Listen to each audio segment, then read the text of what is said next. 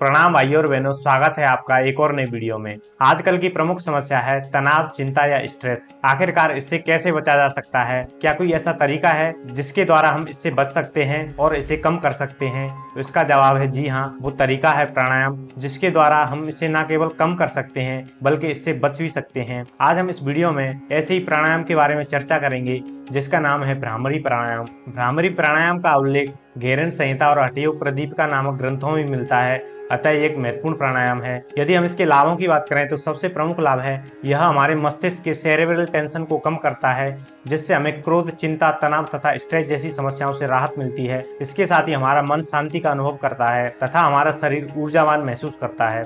दूसरे स्थान पर आता है जब हम भ्रामरी प्राणायाम का अभ्यास करते हैं तो हमारे शरीर के अंदर गुंजन या कंपन होता है, जिससे हमारी बॉडी के अंदर रक्त परिसंचरण ठीक प्रकार से होता है, जो हमारे ऊतकों को स्वस्थ बनाने का कार्य करता है। तीसरे स्थान पर आता है जिन लोगों को कान व गले की समस्या है उनके लिए भ्रामरी प्राणायाम एक अच्छा प्राणायाम माना जाता है। इसके साथ ही चौथे स्थान पर आता है भ्रामरी प्राणायाम हमारे ब्रेन को पावरफुल बनाकर उसे ज्यादा एफिशिएंट बनाने का कार्य करता है। इसके अलावा भ्रामरी प्राणायाम हमें ध्यान लगाने में भी सहायता करता है, क्योंकि भ्रामरी प्राणायाम के अंदर हमारी जो इंद्रियां हैं वो अंतर्मुखी हो जाती हैं, जिससे हमारा बाह्य विषयों से ध्यान हट जाता है और कहीं ना कहीं हम ध्यान लगाने में सफल होते हैं। इसके अलावा भी भ्रामरी प्राणायाम के अनेकों अनेक फायदे हैं। अब हम इसके अभ्यास के बारे में बात करते हैं। तो अभ्यास के लिए सबसे पहले आपको किसी भी ध्यानात्मक आसन में इस प्रकार से बैठना है। आप पद्मासन, सिद्धासन या फिर ध्यान के किसी भी आसन में बैठ सकते हैं। अब मैं आपको बताना चाहूंगा कि भ्रामरी प्राणायाम के अंदर हम अभ्यास कैसे करेंगे। तो अभ्यास के अंदर हम जो इनहेल करेंगे वो सहज रूप से करेंगे, जबकि एक्सहेल करेंगे वो भंवरे की गुंजन के समान आवाज में करेंगे,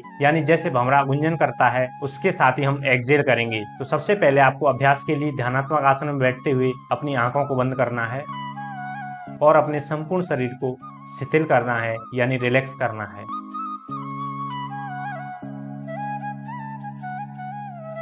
अपनी संपूर्ण सजगता को अपने शरीर के ऊपर लेकर आएंगे।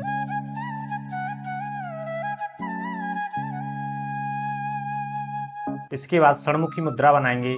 षणमुखी मुद्रा के लिए अपने हाथों को इस प्रकार से ऊपर उठाएंगे और मिडिल फिंगर और रिंग फिंगर को अपनी आंखों के ऊपर इस प्रकार से रखेंगे। इंडेक्स फिंगर को अपने माथे पर इस प्रकार से रखेंगे और आपकी जो लिटिल फिंगर है वो आपके इस प्रकार से होठों के ऊपर और नाक के पास में इस प्रकार से रखी जाएगी। और आपके जो अंगूठे हैं, अंगूठों से आपके जो कान का ओरा हुआ भाग है इस प्रकार से अपने कानों को बंद करेंगे। आपको अपनी उंगलियों से किसी प्रकार का जोर नहीं लगाना है, बड़ी सहजता के साथ उन्हें अपनी आंखों और कानों के ऊपर रखना है। अब सहज रूप से इनहेल करेंगे,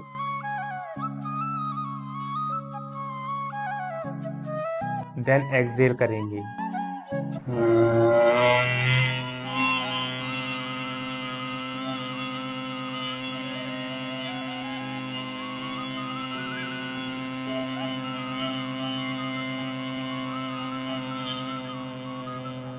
इनहेल,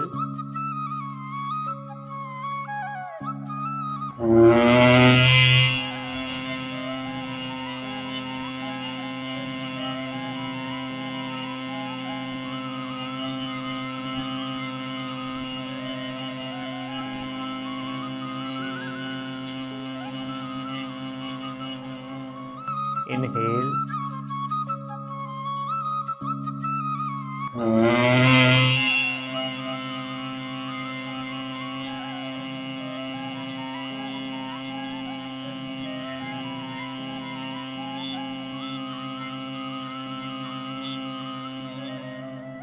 फिर अभ्यास करने के बाद धीरे से अपने हाथों को घुटनों पर ले आएंगे और ऊपर की ओर खोलते हुए इस प्रकार से रखेंगे तथा अपने शरीर के अंदर होने वाले परिवर्तनों को महसूस करने का प्रयास करेंगे तथा अपने चारों ओर के वातावरण को महसूस करने का प्रयास करेंगे।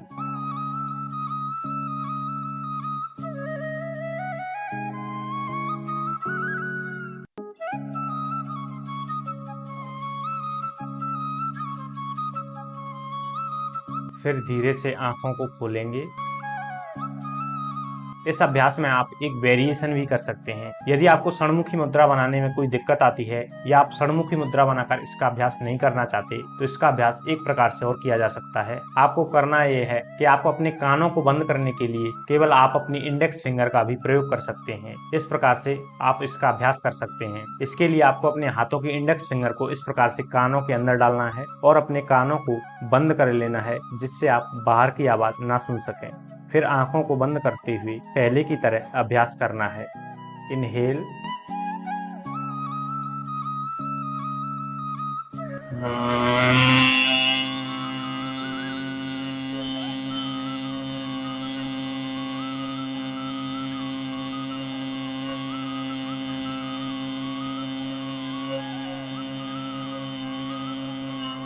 इनहेल,